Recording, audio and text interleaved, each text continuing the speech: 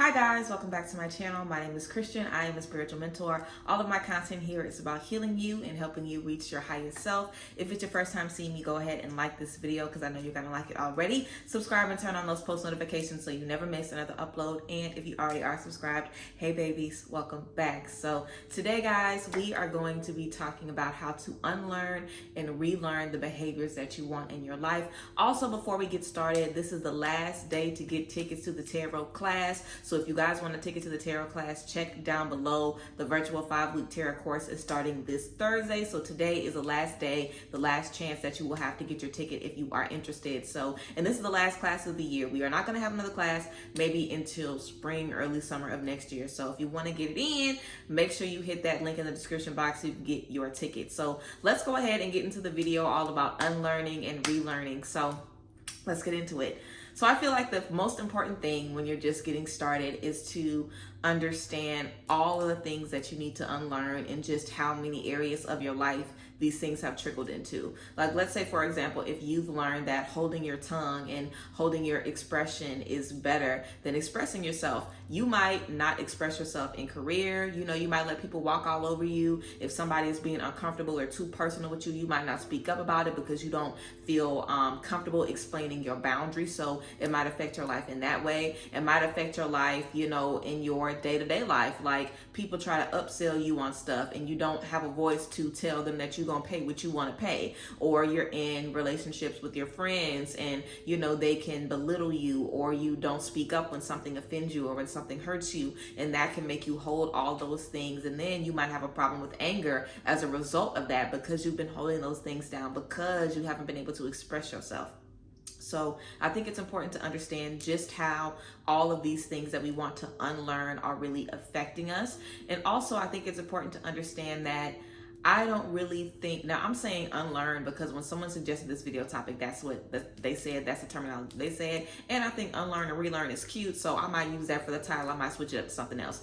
But what we're really doing instead of unlearning, what we're really doing is releasing ideas that do not serve us. It's like you still know how to do those things, and you very well might be in a space where you shut down again, or where you don't trust again, or where you let that anger flare up again. So it's not like we're unlearning something and we're never going to go back to it. It's always going to be a challenge to make sure that you are, you know, doing the right thing, even though the right thing might be confusing or hard or frustrating. And don't be hard on yourself either. I know I always say that in every video, but for real, don't be hard on yourself, because as you're unlearning something, you picked up that behavior because it made things easier for you. It caused you to deal with less pain in the present moment, or less stress, or less anxiety. So we pick up these habits because it makes life easier, not because it makes life harder. But whenever you release those habits, you're going to have to make things harder on yourself. You're going to have to learn different ways to express yourself, and express yourself even when you don't want to, and do it through fear because you don't know how you're going to be received. And you're going to have to deal with someone disrespecting your boundaries. And then, like, okay, now what do? I'm going to have to leave this person behind. I'm going to have to cut this person off. I'm gonna have to follow through with what I said I was gonna do. You know, there's so many things that go into relearning or picking up new habits that better serve you, picking up new belief systems that better serve you. You are in total control, and you are in charge of the new belief system that you want to adapt. And I feel like that's the most beautiful thing, because a lot of times our initial belief system is based on what we are taught, what we are shown, what we see.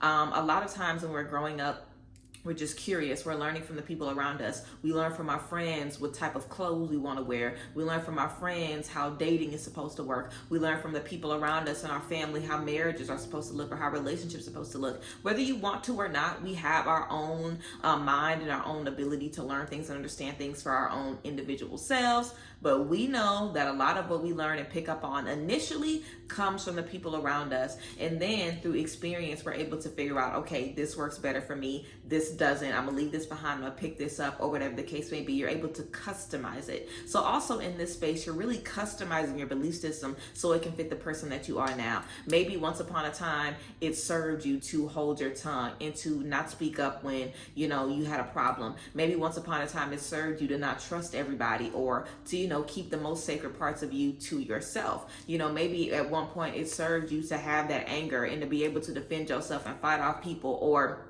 whatever the case it may be. You know, your shadow elements have always served you in one space, the bad habits that you're looking to release. And I keep doing this because a lot of the things I say might have a negative connotation. So I'm doing this to let you know there are some habits that might be negative for you, but nothing is ever inherently bad. You know, your anger might be bad in one space, but when you're in another space and you need to defend yourself, that anger is going to save you and serve you, you know, better than your meekness or your humbleness might, you know what I'm saying? So I feel like it's also important to understand how the things that you want to release have served you. What did you ever gain from your anger? What did you ever gain from your impatience? Did it end up making you very prompt, you know, and very on time to things? You know, it's like any space we're in, there's so much that we take from it. There is bad and there is some twisted good that we end up being able to make serve us even more in the future. But that's why it's important to do the reflection and the observation. What am I trying to release? Why am I trying to let it go? How has it affected my life? How has it affected my relationships? The good, the bad, the ugly, the beautiful, you know, the in between. And when I let this go, what all is going to be affected? What all am I going to have to work on now? What all am I going to have to hold together? Because I might not just be releasing this one trait.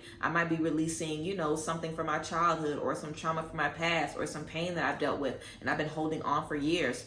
Also, I think working with your heart chakra is something good to do in this space. Your heart chakra controls all relationships, love, grudges, trust, self-love, the relationship you have with yourself, the relationship that you have with family, with money, with food, with drugs, with sex, with everything. You know what I'm saying? So I think your heart chakra can really serve in helping you break down what is no longer serving you and take on some things that are basically giving you more. Also, I definitely would recommend when you are ready to set the standard for yourself and you're ready to bring new things into your life, make sure you are setting the standard. Okay, make sure you are setting the standard. I know that a lot of people watch me and a lot of people might learn from me, but I definitely want you guys to think about what you need in your own life, because even the things that I do on my day-to-day maybe work very well for me. They might not work for you. You know what I'm saying? So I think it's important to think to yourself, what do I need? You know, instead of being angry in this moment, I wish I could be calm. I wish I could be observant. I wish I could be intelligent. You know, instead of just going off and cussing and acting crazy and acting wild, I wish I could hold my composure and not let people feel like they have control over me when they piss me off. You know what I'm saying? Like,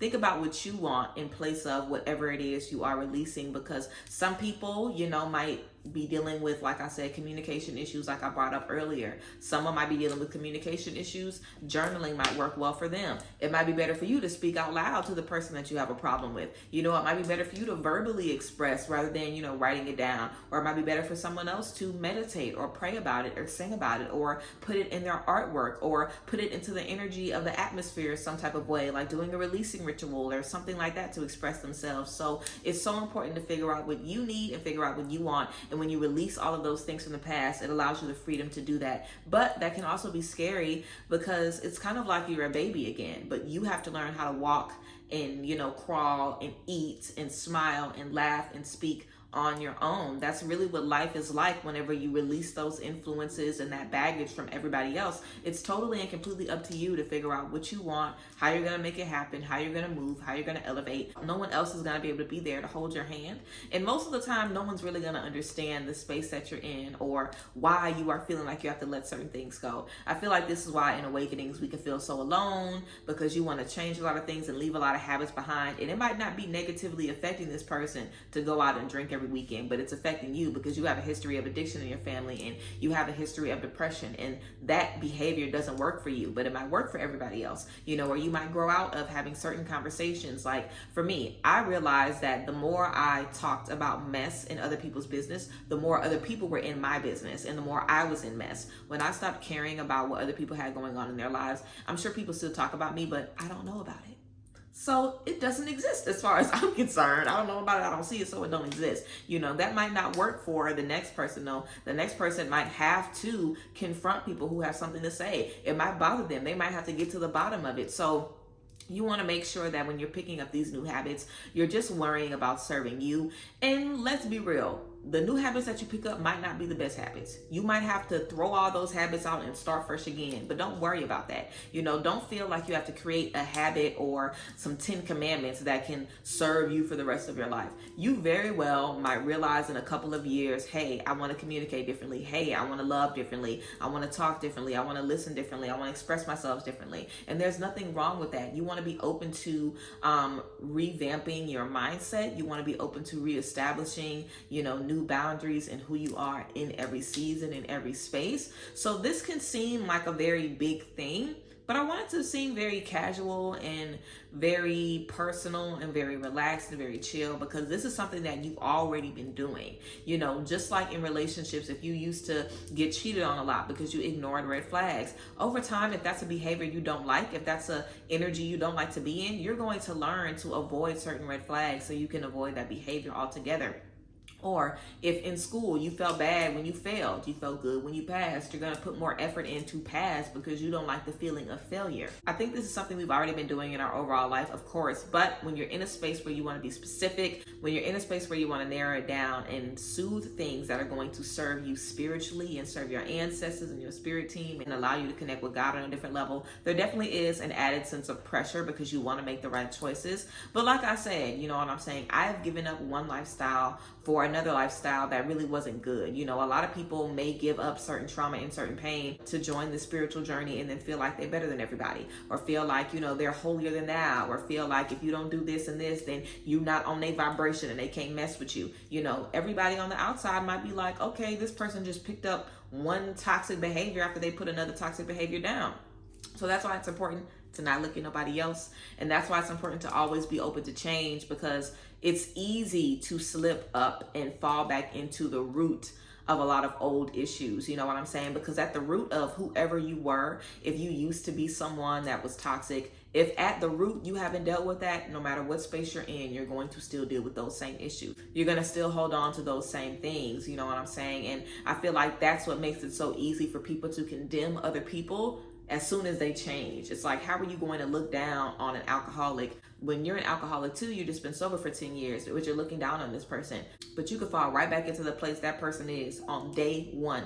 You can give away years of sobriety and start over on day one and still be the same motherfucker you thought you left behind. And I think a lot of people don't understand that. And I think that's what makes change so hard. Because of course you're going to be hard on yourself if you've been doing this great thing for 6 months and you've been in this great mindset for 6 months, and then something in the real world happens, or something spiritually happens to you, where you have a dream or whatever the fuck happens, something happens, and you fall back into those old habits, and you call your ex again, or you go back to the old place that you said you wasn't going to go, or you go ahead and you know, end up smoking every day, all day again, and you lose your productivity and you forget your goals again. It's like, when you're in spaces like that, that's when you need to remember why you even wanted these new thought processes in the first place and how they affected you, because you'll be able to realize, oh, the issues I had last time are affecting me in the same way. Or you'll be dealing with a different issue and it'll be the same symptoms that you experienced in the first place. Like, I might not be silencing myself because maybe I'm speaking up more, but I might be feeling silenced in other areas of my life, and it could be triggering me the same way and causing me to act the same way and bring up those same behaviors.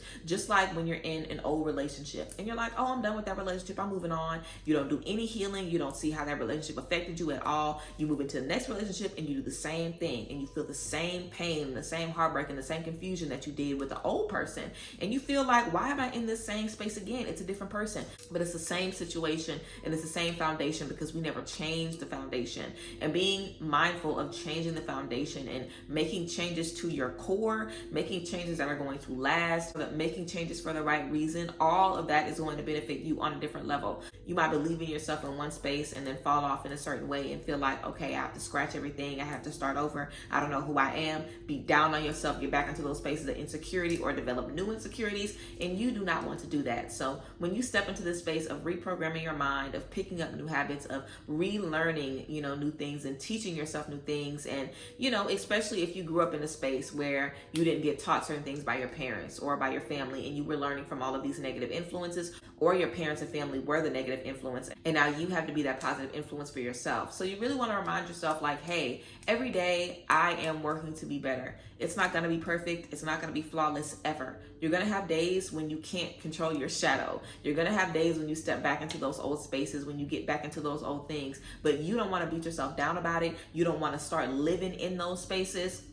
Because just like an alcoholic that I brought up, you know, it really kind of, I don't want to say it blew my mind, but it really got me thinking whenever I, you know, started watching, you know, intervention. And well, I always watch intervention, honey. I love documentary shows and, you know, reality shows and stuff about that, people trying to change their lives and going to therapy and stuff. Once an addict of something, you really are always an addict in recovery. You are forever in recovery. You know, if you were addicted to a certain drug or a certain anything, you can't forget that you used to be addicted to it, because being in a space with it or being around it can literally send you back into those spaces that you already have brought yourself from. You know what I'm saying? So you want to treat yourself like you are always in recovery for the things that you are leaving behind. Just because you haven't flashed on nobody in 10 years, just because you haven't beat nobody ass in 10 years, don't mean that somebody can try you tomorrow and you're not going to want to do it. You know what I'm saying? Just because you haven't lied in a really long time doesn't mean that you're going to get in a jam and not go to that, because that might be your go-to. You know what I'm saying? There's different things in life as well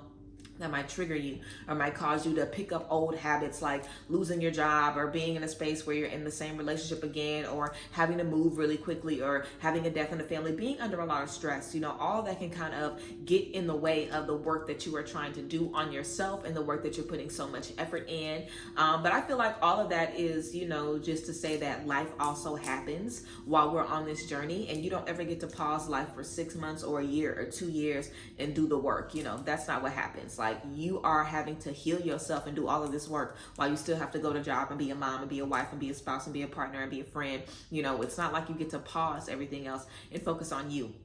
So you want to remember that, and you want to give yourself a lot of grace, because just wanting to change, just wanting to be better, just wanting to develop a mindset that's going to better serve you is half of the battle, seriously. And like I said, start by figuring out what you want to let go, why you want to let it go, how it's affected you, and then figure out the things that you need. For everything that you are letting go, figure out something beautiful that you can put in your life in place of that. You know what I'm saying? Can you start going to the park more? Can you start doing more things that inspire you creatively? Can you finally start working on those goals? You know, you want to develop new habits. You want to bring new things into your life. You want to essentially feel like you're stepping into a new identity and feel like you're stepping into a different person. You know, you still want to do things that make you feel good, but you want to make sure that it is easy for you. You don't want to have to challenge yourself too hard and make yourself, okay, I'm going to meditate an hour every day, yoga 45 minutes, then I'm going to meditate for an hour. I'm going to do raw vegan. I'm going to start going to Pilates. I'm going to start seeing a psychic. That's $100 per minute every week. You know, you don't want to put yourself in a space where the version of you that you want to be is so unattainable,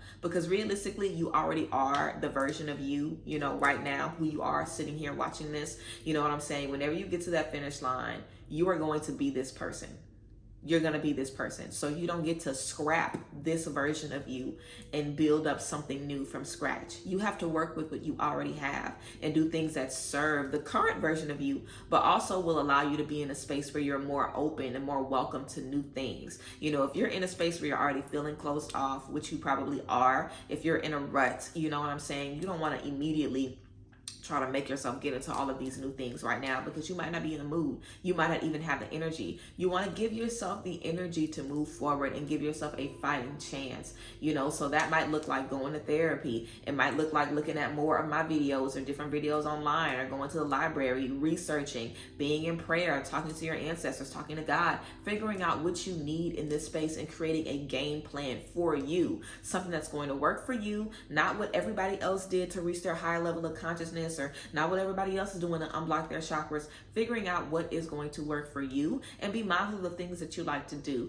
Think about the spaces that you were in when you were feeling good about yourself. Did you like to do your hair and your makeup? Did you like to watch YouTube videos all day? Did you like to dance? Did you like to learn choreography? Did you like to go shopping? Do you like to write? Do you like to be around friends? Do you like to be around family? You know what I'm saying? Just figuring out what makes you your happiest, and figuring out what has lifted your spirits before, and going back to those things. You know, giving yourself a little taste of TLC. It's kind of like if you've been dating someone for like 15 years and suddenly they show up with a bunch of flowers and they haven't given you flowers since your first date.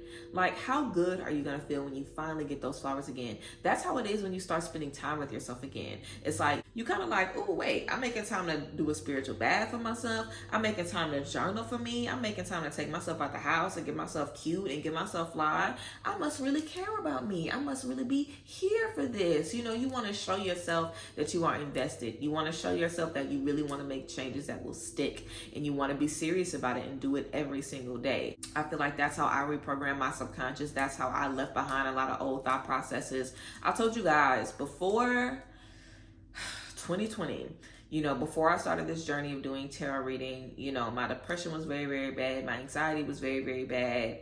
I just was not happy. And I really thought that life just was hard for everybody and shitty for everybody, and that everybody is just going to be at a mediocre level of happiness until they die. I didn't really think that I could achieve a certain level of joy or peace or happiness. I didn't know if I could ever find a good relationship that was really going to serve me. I didn't know if I could ever find friends that weren't going to piss me off or backstab me or talk shit about me or just not show up for me when I needed them. I didn't know if I could really love myself authentically, without the lashes, without the nails, without the makeup, without the wigs, without the extra shit, just fresh out the bed. Like, that was my first time really wearing my natural hair, during the pandemic or right before the pandemic. That was my first time really not having my nails done and still feeling beautiful and still loving myself, and just appreciating myself on a different level. And a lot of times that really is the first step, getting back to you and figuring out how much you've lost touch with yourself. And sometimes it can take getting in a really, really dark space, but as long as you show up for you in that dark moment and you pull yourself up, that's all that matters, because you could have left you in the dark. I could have stayed miserable like that, and I could have just been like that and felt like that and thought like that for the rest of my life. A lot of people do. A lot of people feel like, hey, this is how I feel. I don't see nothing changing. I don't see what I got the power to do, so I'm going to just let it be like this, and I'm going to just never really be happy and hide my true feelings to keep the peace and to make everything be easier. And a lot of people die like that. And life really is too long. I know we say life is too short, and it is. Life is definitely too short, and we are not here long enough.